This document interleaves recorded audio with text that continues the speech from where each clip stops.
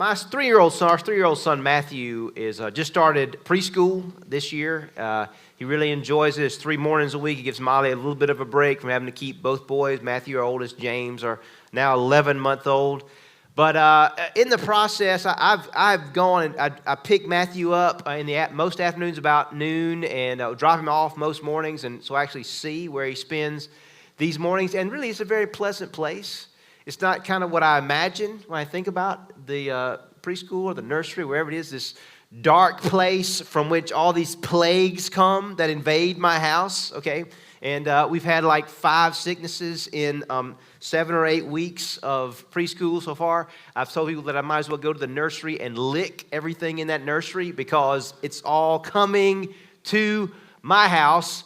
But a couple of months ago, 6 weeks ago, we were having, both boys were sick. Matthew had stayed home. He had an ear infection that had led to like a respiratory infection that led to it actually pus coming out of his eyes. I know that's kind of like what you wanted to think about today and bring that pleasant image to your mind. But so he stayed home, and the next day, so Molly was, on that Wednesday, Molly was home with both boys, and she was texting me while I was at work. It's a long day. It's a rough day. Pray for us. Is nap time here yet? This kind of reprieve in the middle of the day. And so she didn't know at the time that she's also 5.5 weeks pregnant. We didn't know that at the time as well.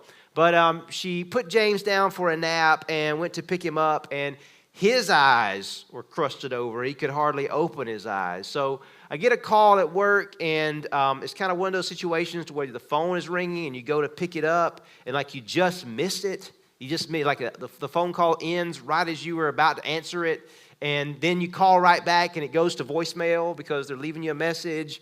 And so that's what happened. And so she left me a voicemail. I checked the voicemail. James's eyes are crusted shut. I'm taking him to the doctor. And so I was thinking, okay, well, I called her right back and thought, well, at least maybe I can catch her before she wakes Matthew up so I could be there, maybe sit with Matthew, stay with Matthew while she goes to the doctor. It was the middle of Wednesday afternoon. Usually I come home for just a little while Wednesday afternoon before coming back to church on Wednesday night. And so I called her back, and she said, well, I've already woken Matthew up because I couldn't get you. So I was like, well, okay, I'll come anyway and stay with Matthew. And so I come home, and she leaves to take James to the doctor. And, of course, Wednesdays is kind of a tight schedule, Wednesday afternoons, because I'm at home with Matthew. And, of course, I can't bring him to church with me because I can't leave him in the nursery with all of your kids to infect your kids with sickness. You're welcome. Okay, you're welcome. And so she goes and takes James to the doctor, and I get a text, like it seems like it's taking a little longer than usual. And I get a text, and she's like, they're not taking our insurance. And I'm like, how could they not take our insurance? How could it not take our, it just worked yesterday. You were just there yesterday. We know all of our doctors by their first names. They know us quite well at this point. And so eventually they take the insurance, and she decides to go get the prescription for the antibiotic filled at a local store in Montgomery that will actually give you free antibiotic prescriptions for your kids. And so she goes there.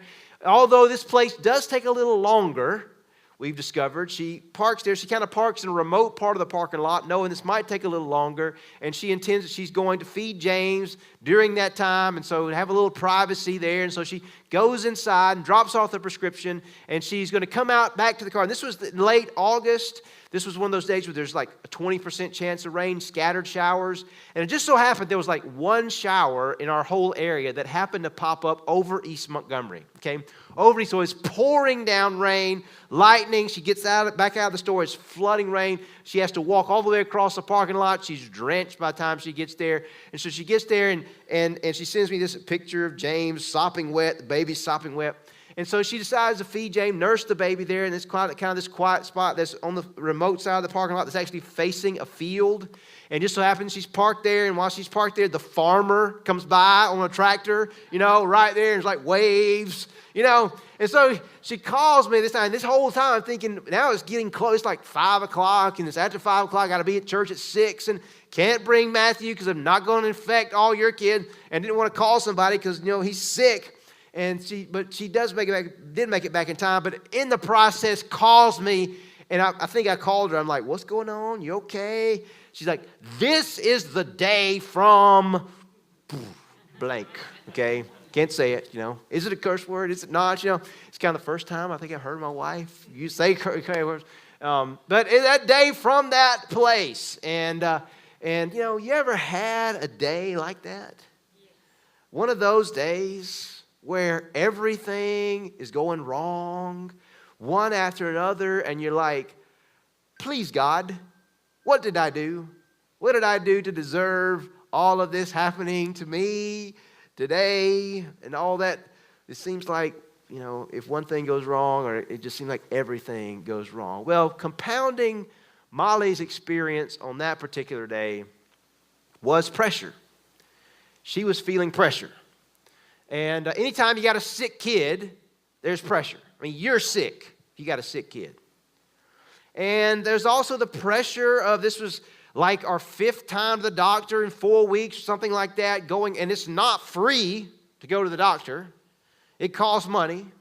And the pressure of trying to save money to go to a place where we can get free medicine to help our children to get well. And then there's also the pressure of scheduling, having to get back home in time for me to get to church, and then all that's involved in that. And then she was the pressure of not feeling well. She was beginning to start to feel the beginning signs of pregnancy, which we had no idea that was about to happen. She was feeling pressure. Well, what we talked about last week is that we are always under pressure. There is no seasons of life where we are not experiencing pressure.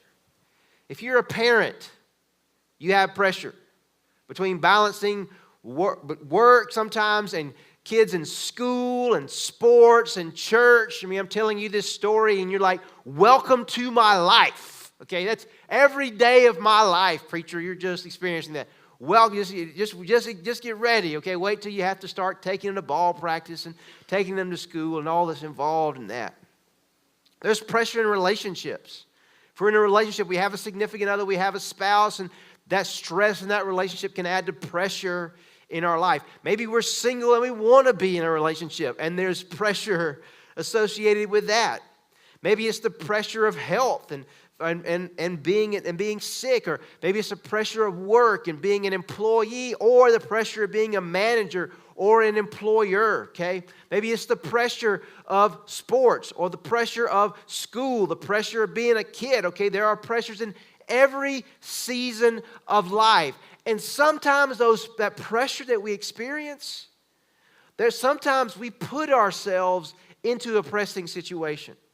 Sometimes we borrowed money that we couldn't pay back. Sometimes we made a decision in a relationship that we're coming back, we're beginning to reap the cost of that particular choice in that relationship. Sometimes it's just what we expect of ourselves. We expect ourselves to make all A's, to be the top of the class, or whatever it is. We put pressure on ourselves. But sometimes we are thrown into a pressing situation. Sometimes the rain cloud was just over us. Sometimes we were in the path of the storm. We were the ones who got sick. We got rear-ended. The army worms decided to land on our yard. We had mold in our house. We got pregnant on the pill. Yes, let me tell you, it happens. Sometimes, to quote Forrest Gump, in the edited version, yes, sometimes it happens. And these are all the things that we pray about, right? These are all the things that we pray won't happen. I mean, I did have my quiet time today. I did read my Bible today. I did write my tithe check last week. I mean, I thought all this was supposed to prevent this from happening. And even if you're not a follower of Jesus or a believer in God, even if you're not a follower, people believe in karma. They talk about what goes around, comes around. You reap what you sow. That's actually in the Bible, reap what you sow. It's like, what did I do wrong to deserve this kind of day? Am I being punished for something? Well, sometimes, okay, we have misperceptions about what a relationship with God will bring to our life. We think that becoming a follower of Jesus will relieve pressure, will make things easier for us. And sometimes that's the case. There is immediate relief. There's burdens that are taken away. There's situations that we're relieved of, or we at least find relief in the midst of them. But that's not always the case. In fact, sometimes becoming a follower of Jesus, sometimes doing the right thing, actually might increase pressure before it relieves it. Well, in this series, No Pressure, we talked about last week about how thriving is not escaping pressure. There is no way to escape pressure. There is always something pushing on us. And I use the example of atmospheric pressure, where right now there's 100 pounds of pressure, the weight of the atmosphere that's pressing on you, but you don't feel it because actually there's air pressure in your body that's pushing back at the same rate as the pressure that's being put on us. And the same way, there's no way to escape pressure. Thriving is not escaping pressure, but creating balance. Sometimes it means removing some of that pressure that's on you, and sometimes it means creating stronger pressure that's pushing back against that pressure that's overloading us. And we talked about our theme verse for this series, which is John chapter 15, verse 5, where Jesus says, I am the vine, you are the branches. If you remain in me and I in you, you will bear much fruit. Apart from me, you can do nothing. And part of the reason sometimes we feel that pressure and that it overwhelms us is because we're depending on our strength alone or on our own ego to repel that pressure. And we need something more. We need the power of Jesus to help us to stand under pressure, because he said, without me, you can do nothing. Now, this teaching actually occurs in John chapter 15, where Jesus is using the example of a vine and branches of a vineyard. And this whole concept of pressure, that something is always pushing on us, and the question is, what's pushing back? It raises a question. Can sometimes the pressure that's on us, the pressure that's being applied to us, could that pressure be coming from God? Could God be the one that's pushing on us? Well, Jesus starts this teaching. Go back to verse 1, where begin this whole section of the vine, the branches, where Jesus talks about the vineyard. And he introduces it with this idea. And this is really one of Jesus' key statements in the Gospel of John. He says, I am the true vine. I am the vine. This actually points back to Old Testament references where the nation of Israel is compared to a vineyard. Jesus uses that example. He says, I am the true vine, and my Father is the gardener. Some translations say the vine dresser. In other words, the one who tends the vine. I'm the vine. My Father takes care of the vineyard. And who are we? Reminder, we are the branches. The branches are connected to the vine. In verse 2, he says he describes what the gardener, the vine dresser, does, his Father does. He says, he cuts off every branch in me that bears no fruit, while every branch that does bear fruit, he prunes so that it will be even more fruitful. Now, this Greek word for cut off, actually, some translators look at that verse and they've translated it as lift up. Some say that that same word can be used for both, actually to lift something away from it or to lift it up from that. And it's a little bit different, okay? And some will actually say that there are branches in a vineyard that will kind of get matted close to the ground, and the vine dresser, the gardener, can pick up those branches to help them to be in a place where they can produce fruit, where they are producing no fruit as compared to cutting it off. I mean, whatever, our focus really is not on the branches that are not producing fruit. Instead, what I want to draw your attention to is the second part of this verse, to those branches that are bearing fruit. What the gardener, what the Father does with those branches. every branch that does bear fruit, he prunes so that it will be even more fruitful. Now, pruning is the act of cutting away certain parts of the branch or the vine so that other parts can thrive and produce more abundant fruit. We're going to come back to this in just a second. Verse 3. Now, this is kind of a strange verse. I'm going to make sense of it here in just a second. Say, you are already clean because of the word I have spoken to you. Now, what is Jesus talking about? Vineyards and branches and vines, and now he's talking about being clean. What is that? Well, actually, the Greek word for clean is the same word that is used for prune. It's the same word in Greek. Here it's just used in two different situations. And so Jesus kind of uses a play on words to apply pruning and cleaning. We have two different English words, but they didn't in the Greek. He says, you are already clean because of the word I have spoken to you. In other words, you've heard my word, you've believed my word, you've accepted my word, you are forgiven, nothing is being held against you, you are cleansed, you are not dirty, you are righteous in my sight. You are not being punished, in other words, for sin. And that's important to consider when we talk about the pressure that's associated with pruning. He's like, no, there's nothing wrong in our relationship. You're already clean. There's nothing wrong with you that you're experiencing pruning. Okay? That's important to note. And he says in verse 4, he says, remain in me as I also remain in you.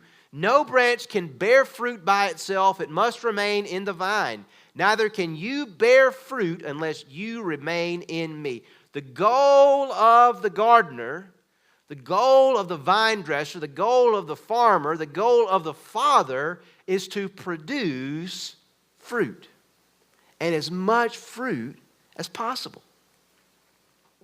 Now, I haven't spent a lot of time in vineyards, but I have spent a lot of time in a pecan tree orchard. My dad is a pecan farmer, kind of on the side as a hobby. He's an engineer during the week, and as kind of a hobby, my dad has actually developed a very large pecan farm on the Chattahoochee River in Henry County, Alabama. Actually, this past week, he had a significant damage from the hurricane, lost 30 trees that were destroyed and another 40 that had the top blown out of them. So that's like about a quarter of his orchard, a third to a quarter of his orchard was destroyed by this storm. But every fall, I was growing up, I would go and help my dad harvest pecans. And then every winter, my dad would prune the orchard, which involved taking a chainsaw and cutting down pecan trees in his orchard. Go and cut down a perfectly good tree that was already producing pecans. We'd chop it up, take it home, use it for firewood. We're like, well, Dad, why would you cut down a perfectly good pecan tree? He was pruning the orchard so that other trees nearby, their growth wouldn't be inhibited by those other trees. He was pruning the orchard so that it might produce a larger harvest of pecans. You see, pruning, by its very act, its very nature, pruning applies pressure to the branches. And my dad would prune pecan trees in his orchard. It applied pressure to the orchard, and he's not going to have to prune any trees this year, probably for 2 or 3 winters to come. But it shakes up the status quo. And you go there, and there's trees that are on the ground. They're cut up. The pecan orchard looks different than it did before. But my dad's goal is not to keep things the status quo in his orchard, to keep things the same, everything staying the same. No, his goal is to produce as many pecans out of that piece of land as he can.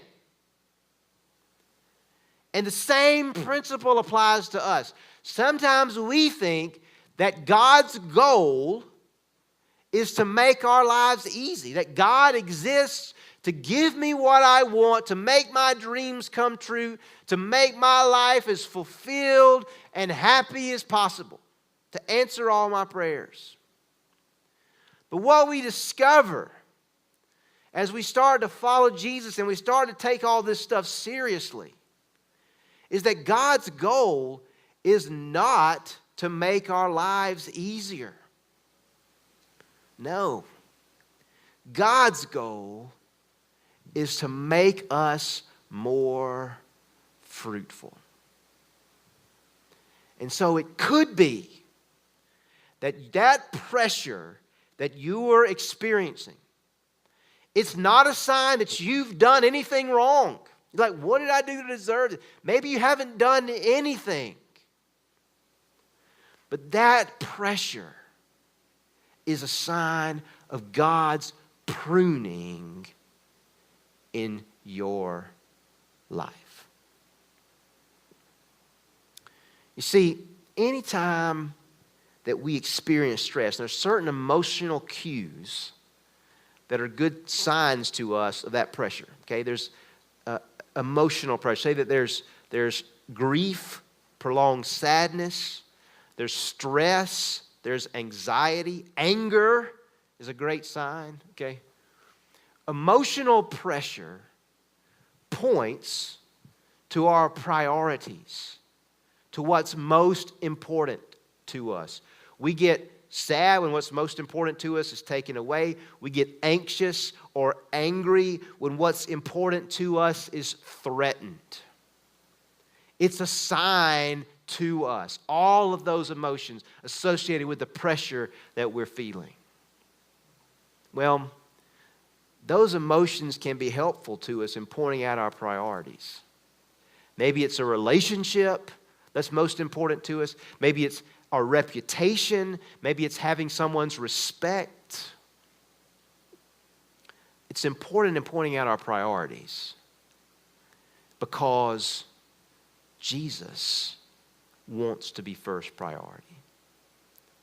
And it could be that pressure that you are experiencing, that pressure situation that you've put yourself in or that you have been thrown into, is pointing to other priorities in your life. Jesus wants to be first. I want you to look at what he says in verse 4 again. How many times this word remain is repeated?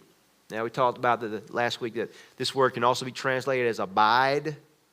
It's a place where you live, abide, your abode. It's a place where you stay. That's what a branch does. It stays connected to the vine if it wants to live. Remain in me as I also remain in you. Okay, I'm not going anywhere, Jesus said. No branch can bear fruit by itself. It must remain in the vine. Neither can you bear fruit unless you remain in me. And so that pressure that you're experiencing might be a sign of pruning that needs to happen in your life.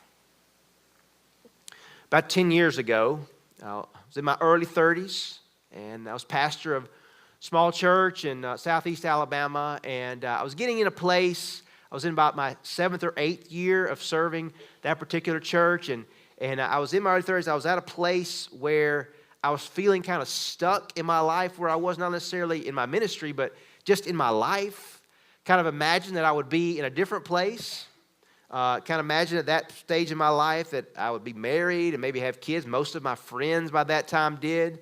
And I not only had not married, I didn't even have any prospects of that. And I was just in a difficult place. It was a hard place. And we had a guest speaker that came to my church and spoke to our kids and also some of our adults. And he's from my hometown. His name is John Riley. He was kicker at Auburn in like the late 60s, early 70s. He was a friend of my parents. He went to high school with my dad. And he had moved back to my hometown from Montgomery, where he'd been. Some of you may have heard of him. He's a motivational speaker. He's traveled all over the world and spoken. He's shares the gospel. He preaches, teaches from the Bible, and he's also very open about some of his own failures in his life. But he came and spoke and inspired our young people on that one particular occasion. And as we were leaving, I think he could kind of see maybe in me that there was some struggling that was happening, that I was in a difficult season. And I won't forget what he said to me. This is what he said to me. He said, you stay right here. Because I guess probably he was in a place, or he probably didn't imagine that I would be in that place as long as I had been as well. And he said, stay right here until God has killed in you whatever he wants to kill. Now that seems kind of harsh. Say that God wants to kill something in you. But 10 years later, looking back on that season, in the struggle of that season, there were lots of sleepless nights, lots of tears, despair, that I can say on the other side of that I know that now I'm a better husband to my wife, that I'm a better father to my children, that I'm a better pastor, that I'm a better follower of Jesus because I went through that season. Because there were some things in me that needed to die. And I didn't see it. Some things that were not good. And so if you're in that place, if you are experiencing the pressure of the pruning shears of the gardener, not to say that every tragic situation or every difficulty that God caused that, not to say that at all, but at least God has allowed it to happen.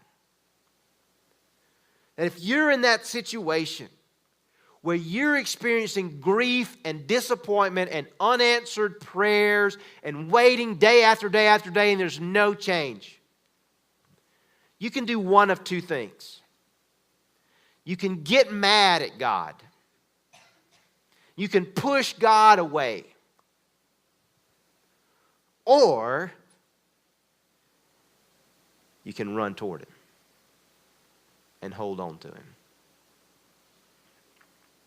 Even when you're mad at Him, you can do that. My advice to you, if you're in that place, is to hang on. To cling to Jesus. To let that pressure press you even more into Jesus. Sometimes even if it seems like He's the one that's working against you. Let it press you even more into Him. Because ultimately, that's what the branch does, right?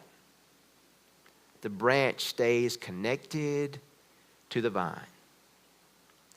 And whatever it is that you want from Jesus, whatever it is that you want Him to do for you, whatever it is that you want Him to give you, it can't compete with the superiority of Jesus Himself. He is your life. You cannot live apart from Him. For me, in that season of life 10 years ago, I had no choice, I felt. I couldn't go live the wild life apart from Jesus. I just couldn't do it. Because I know He's my life.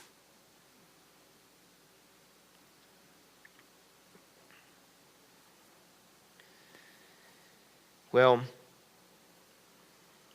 it may be that the pain of what you're going through right now is hard to accept.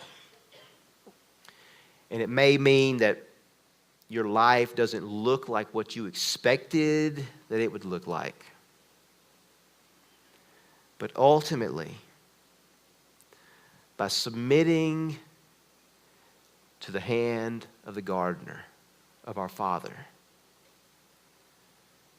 it's going to help us to love Him. It's going to help us to love all the important people of our lives better if we allow His pruning to work on us. And we'll be more fruitful because we clung to Jesus. Because ultimately, thriving comes not by striving, but by abiding in Him. So where are you experiencing the pressure of the pruning shears of the Father? Where are you struggling right now in that emotional pressure that you're experiencing? Cling to Him. Hold tight to Him. Submit to Him. Don't resist Him. Abide in Him.